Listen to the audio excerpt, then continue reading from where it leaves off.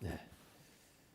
하나님의 말씀은 주보에 있는 대로 요한복음 21장입니다.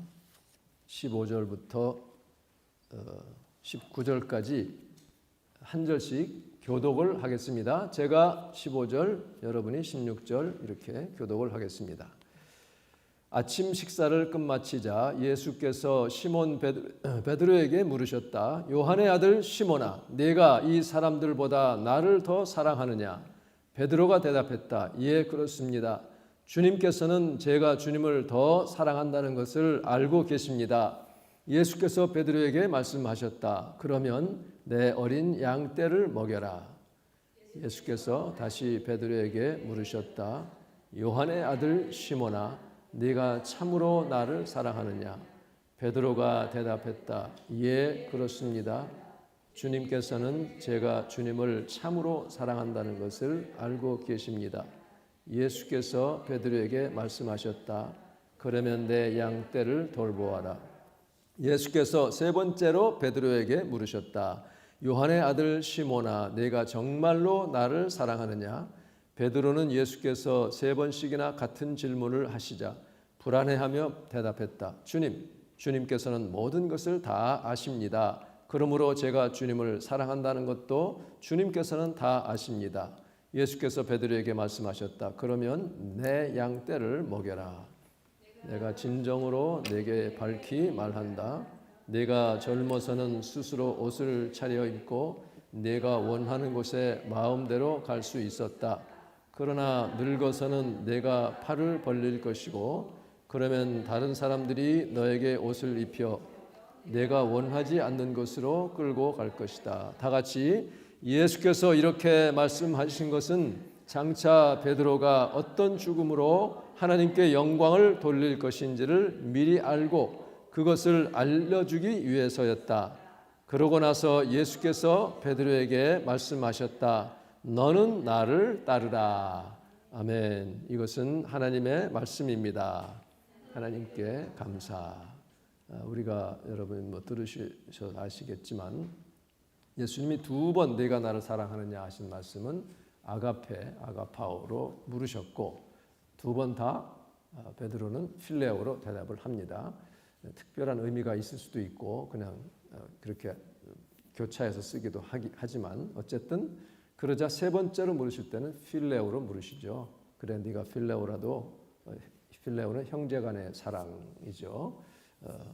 하겠느냐 할 때 이제 역시 필레오로 대답을 합니다. 세 번을 물으신 것은 세 번 부인한 것을 회복시키시는 과정이라고 우리가 이렇게 알 수 있습니다. 내가 참으로 나를 사랑하느냐? 주님이 우리를 향해서 물으시는 그 물음을 듣고 지금의 내 형편에서 나는 어떻게 응답을 할 것이며 주님이 내 양떼를 먹이라. 처음에 어린 양떼는 램들입니다. 어린 양떼를 먹여라, feed하라.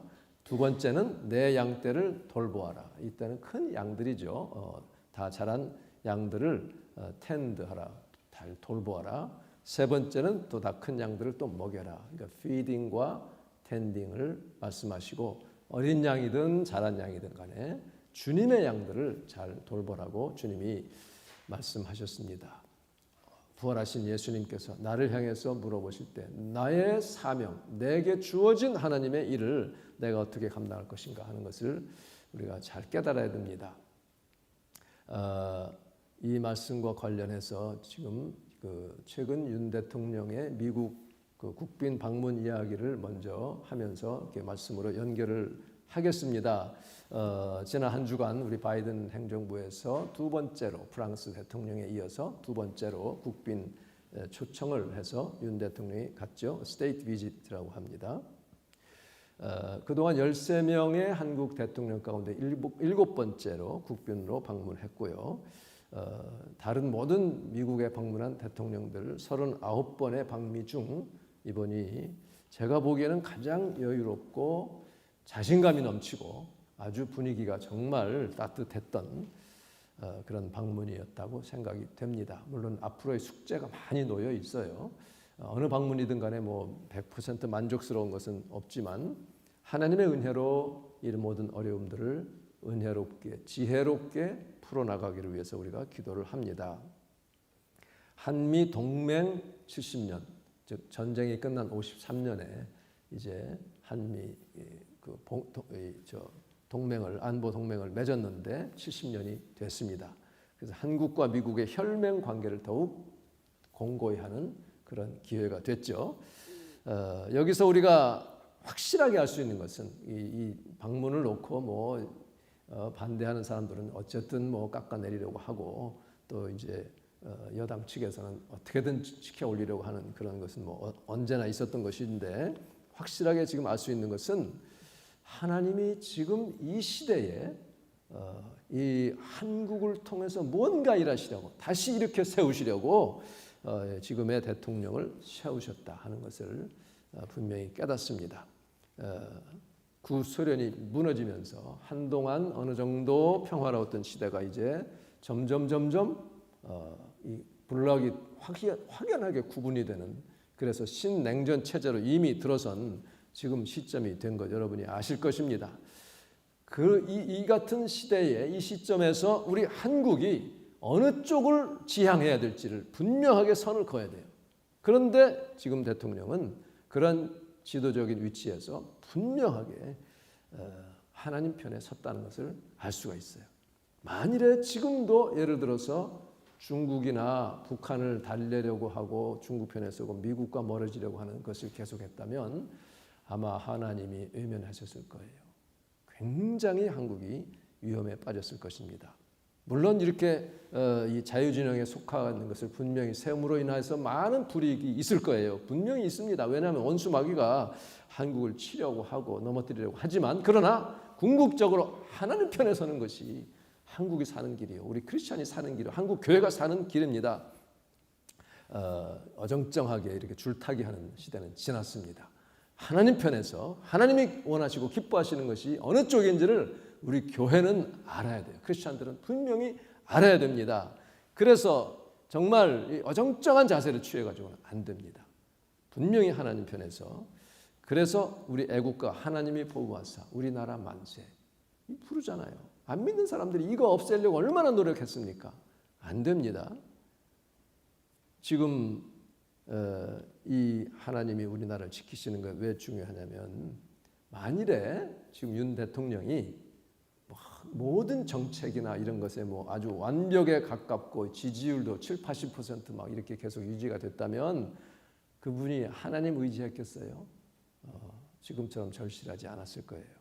하나님이 개입하실 여지는 거의 없어지는 거예요. 내가 이렇게 잘하고 있고 이렇게 인기가 높고, 그런데 그분은 정치가가 아니기 때문에 덤벙대고 실수하고 많죠. 펌블합니다.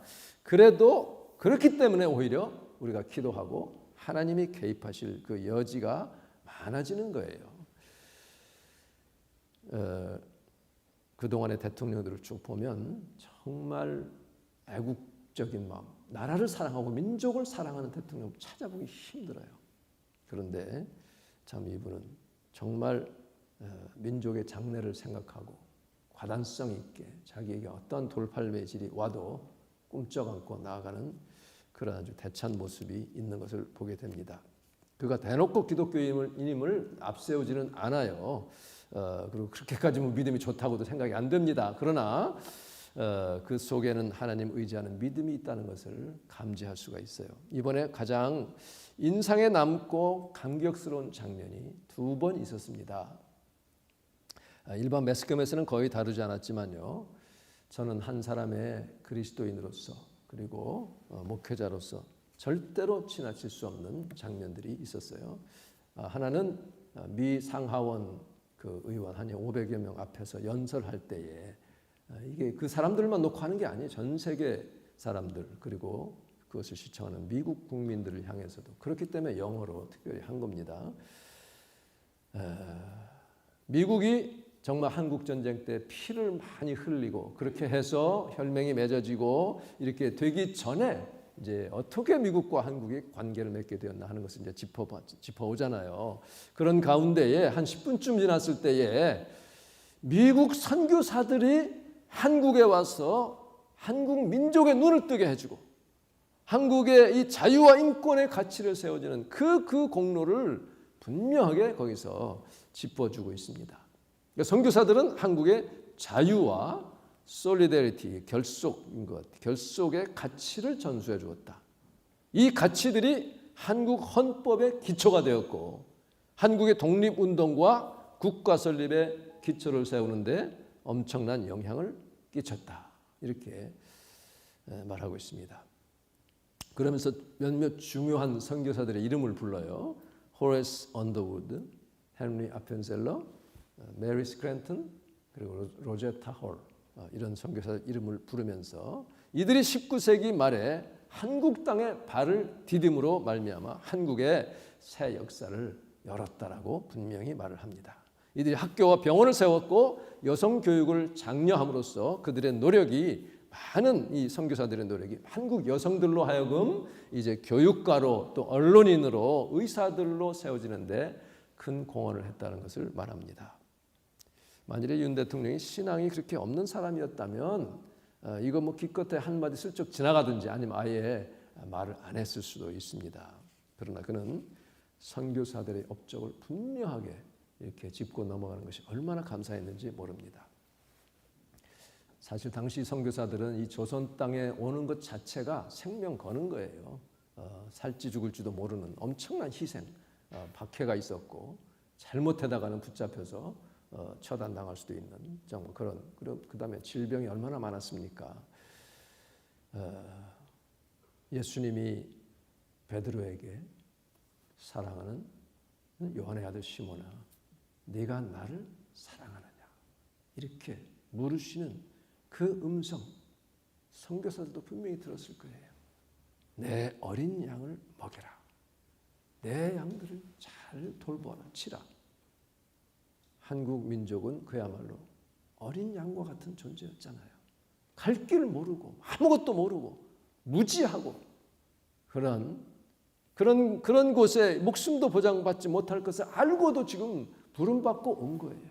주님이 너는 나를 따르라 하니 그 부르심에 응답해서 와서 일찍 사역하기도 전에 순직한 사람도 있고 자녀들이 어린아이에 그냥 병들어 죽기도 하고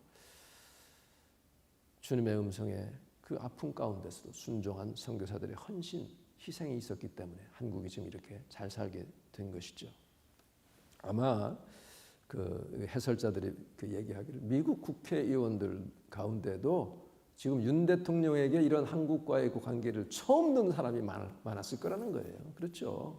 뭐 한국에 대해서 그렇게 관심이 많습니까? 근데 대통령이 온다니까 이렇게 모여서 하는데 얼마나 감격스러웠어요. 기립박수를 20몇 번이나 하고 그랬습니다.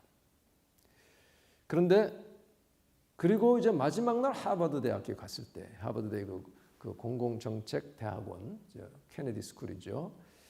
거기서 연설하는 도중에 한국전에 참전했다가 전사한 하버드대 출신 사람을 언급을 하면서 그 가족을 소개했죠. 유교 당시 그 하버드 박사과정 학생이던 윌리엄 해밀턴 쇼, 이 사람이 한국이 공산 세력의 침략을 당하자 공부를 그만두고 자원 입대를 하잖아요. 그러다 28살의 나이로 전사한 것, 이것을 잊지 않고 이제 가족을 참석을 시키고 또 내려가서 감사 인사를 나누는 장면이 있었습니다. 이 윌리엄 해밀턴 쇼, 또는 빌 쇼라고 하는데 이분 얘기를 좀 하면 그는 1922년 6월 5일에 평양에서 태어났어요. 아버지 윌리엄 얼 쇼, 한국말로 서윌리엄입니다.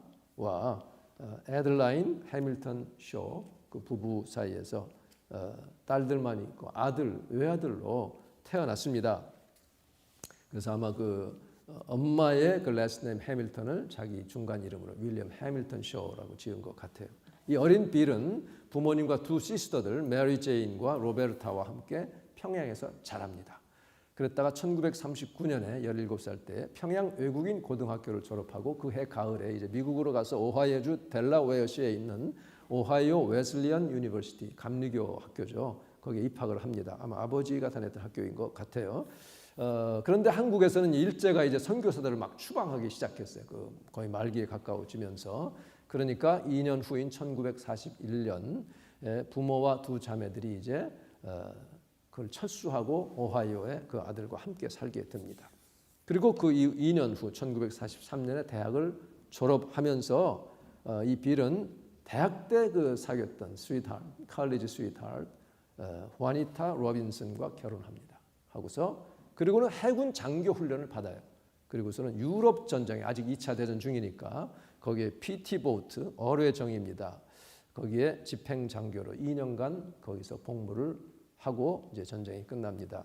참여했는데 2차 대전이 끝나고 그 이듬해인 46년 8월에 그 아내 화니타와 어린 아들 윌리엄 로빈슨 쇼와 함께 이제 한국으로 돌아옵니다. 와가지고 진해의 해군 사관학교를 이제 건립하는 데에 일을 돕게 돼요. 그러다가 1949년 10월에 이제 가족과 함께 미국으로 돌아왔어요. 와가지고 그는 하버드 그 대학원에 들어갑니다. 그래서 동아시아 및 한국이라는 주제의 PhD 공부를 이제 시작을 했어요. 그래서 학위 받으면 한국으로 와가지고 선교사로 사역할 계획을 가지고 있었습니다. 그런데 그만 1년도 못 된 1950년 6월에 한국 전쟁이 터지게 됩니다. 그 소식을 듣고 이 빌은 고민하지 않을 수 없었어요. 자기가 지금 이 학위를 시작한 지 얼마 되지도 않았고 이걸 마쳐야 되는데, 그리고 가장으로서 아내와 두 아이를 자녀들을 길러야 되는 책임도 막중한데, 그런데 그의 뇌리에서 떠나지 않는 것은 내 조국은 미국만이 아니다. 내가 태어나고 자란 한국도 나의 조국이라고 그는 굳게 믿고 있었어요. 분명히 나의 홈랜드다. 그런데 지금 이 한국이 어려움에 처해 있는데 여기서 공부만 하고 있을 수는 없다. 정말 한국과 한국민을 사랑한 사람이었어요. 아마 예수님이 베드로에게 내가 참으로 나를 사랑하느냐, 그러면 내 어린 양을 먹여라. 그 물으신 음성을 이 윌리엄도 들었다면 내 양을 먹여라. 어린 양이든 큰 양이든 먹이고 돌보아라. 그 말씀 떠올랐을 거예요.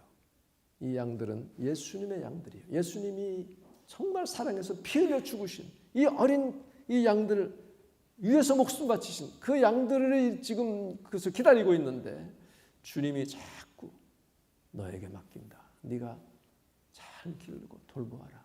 나를 따르라 하는 그 음성. 윌리엄 쇼는 그 같은 그리스도의 사랑의 강권함에 이끌려서 또 하나의 조국, 자기 부모님이 피와 땀과 눈물을 흘리며 일군 그 조국 한국으로 이렇게 향하게 되죠. 그가 부모님에게 써낸 편지에 이런 말씀이 있어요. 자기의 마음에 결심을 해야 되는데, 한국인들이 자유를 지키려고 이렇게 싸우고 있는데 자기도 가서 지금 돕지 않는다면 나중에 전쟁 끝나고 평화시대가 왔을 때 그때서 가가지고 선교 활동하겠다고 한국으로 가는 것은 자기 양심이 허락하지 않는다는 거예요. 주님이 부르시는데 외면할 수가 없다는 것입니다. 그래서 결국 그는 해군에 다시 자원해요. 다시 입대를 합니다. 그래서 한국으로 파병되어 옵니다. 그가 이제 한국어도 유창하고, 그렇죠? 지리에도 능하고, 한국에서 오래 살았으니까. 그러니까 즉시 더글라스 맥카터 그 유엔군 사령관 휘하에서 이제 정보 장교로 이제 활약을 합니다. 그 인천 상륙 작전에서 맥카터를 밀착 경호하고 이렇게 부관 역할을 이렇게 합니다. 그래서 결국 인천을 성공적으로 탈환을 했죠. 이제 다시 이제 서울을 탈환하기 위해서 이제 빌은 적진으로 침투해서 정보를 수집하는 그런 이 정찰대 인소를 자원해서 들어가요. 비하인드 애니미 라인스 들어가는 거예요. 그런데 1950년 9월 22일, 그러니까 15일에 인천 상륙했고 28일에는 서울이 수복된 그 한 6일 전 9월 22일에 이 윌리엄 해밀턴 쇼 중위는 해병대로 소속을 바꿔요. 그래가지고 정찰조를 이끌면서 한강을 건너서 이 녹번리까지 접근하다가 그만 적의 이 매복조의 스나이퍼 총탄에 거기서 그냥 전사를 하게 됩니다. 이때가 28살이에요. 윤 대통령이 이분 이름을 이렇게 거명하면서 한국인보다 더 한국을 사랑한 사람. 지금 이 시리즈에도 이렇게 보면 한국인보다 한국을 더 사랑한 사람들 이름이 쭉 나오는데 이분도 거기에 속하게 됩니다. 그가 인천 상륙작전 며칠 전에 부모에게 쓴 편지가 있어요. 저는 지금 이제 곧 참여할 이 작전에 대해서 구체적으로 설명을 할 수 없습니다. 그러나 저는 하나님이 저를 한국인들이 지금 자기의 자유를 지키기 위해 싸우는 그 현장으로 부르셨음을 압니다. 지금 제가 바로 그 자리에 있다는 것은 너무나 분명한 확신을 제가 갖고 있습니다. 이렇게 편지를 썼습니다. 그래서 그가 전사하자 아마 사후에 대위로 추서가 된 것 같아요. 녹번동 은평평화공원에 그의 이제 흉상이 있고 거기에 바로 요한복음 15장 13절 말씀, 사람이 자기 친구를 위하여 목숨을 버리면 이보다 더 큰 사랑이 없다 하는 그 말씀이 새겨져 있습니다. 예수님이 우리를 친구라 부르시고 우리 위해서 목숨을 내놓으셨는 그 예수님이 너는 나를 따르라. 내 어린 양떼를 먹여라. 네가 정말 나를 사랑하느냐. 주님이 베드로를 향해서 부르십니다. 바로 우리를 향해서 부르시죠. 그래서 그는 양화진 외국인 선교사 묘지에 부모님과 함께 거기 안장되어 있습니다. 그 아버지 윌리엄 얼 쇼 목사님은 하나뿐인 아들이 전사하자 이제 한국인 친구들을 위해서 목숨 바친 것을 기념해서 기념 예배당을 이제 건립을 해요. 거의 6천 명 가량 되는 사람들이 돈을 모아가지고 1956년 12월에 완공했는데 이것이 지금의 그 모건 대학의 채플입니다. 그 감리교 신학교잖아요. 이 전사한 이 해밀턴의 부인 화니타 여사는 역시 하버드대 이제 또 가서 박사과정을 마치고 한국에 와서 이화여대 교수도 하고 세브란스 병원 사회사업실에서 봉사를 하고 이제 은퇴를 합니다. 그 아들들도 한국에서 두 아들이 이렇게 섬겼고 한 아들은 이제 미국에서 또 이렇게 사역을 했습니다. 그 화니타도 남편을 잃고 얼마나 마음이 허전하고 슬펐겠어요. 그러나 자기 남편이 하나님의 부르심에 응해서 정말 귀하고 값진 그 일, 죽기까지 충성한 그런 뜻을 자기도 이어받아서 이렇게 사역을 감당했습니다. 예수님이 부활하시고 아직 지상에 계시는 동안에 이제 베드로를 향해서 베드로가 이제 나 물고기나 잡으러 간다. 뭐 할 일도 없고 그렇잖아요. 예수님 자꾸 찾아갈 수 없고 그러니까 다른 여섯 제자들이 나도 갈래 나도 끼워줘 해가지고 7명이 가죠. 갈릴리 호수 밤새 잡았지만 한 마리도 못 잡았을 때 해변에서 예수님이 얘들아 고기가 있느냐 배 오른편에 던지라. 보면 153마리 되는 큰 물고기라고 했어요. 잔챙이가 아닌 큰 물고기를 잡게 되죠. 제자들은 아직도 예수님에 대해 서먹서먹할 때에 떡도 나누어 주시고 또 생선도 구워서 주십니다. 이 식탁의 교제가 참 귀한 거죠. 초대교회도 보면 달마다 떡을 떼고 먹고 마시며 교제를 나누죠. 제자들은 예수님 잡히신 때 잘못한 일이 있잖아요. 한마디 뭐 말도 제대로 못해요.